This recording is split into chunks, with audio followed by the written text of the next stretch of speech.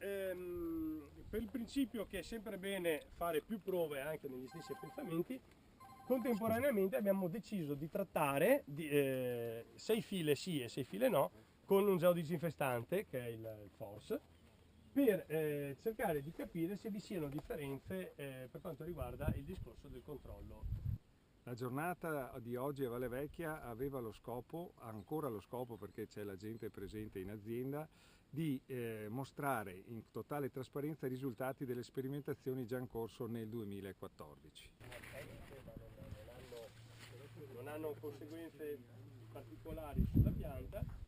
Una delle principali sperimentazioni del 2014 è verificare per il funzionamento dei fondi mutualistici l'effettivo rischio di utilizzo di geodisinfestanti nella cultura del mais.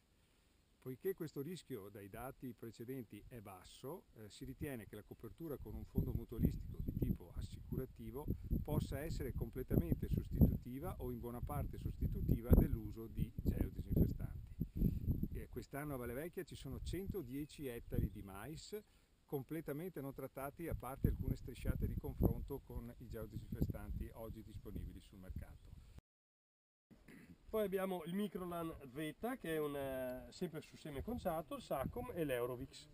Queste sono le tesi e sono ripetute per 3 volte. I risultati, come hanno potuto vedere i visitatori della giornata, sono stati molto buoni, gli investimenti sono buoni, le percentuali di attacco basse e nelle strisciate di confronto non ci sono stati miglioramenti di investimento o comunque non ci sono stati miglioramenti tali da influire sulla produzione.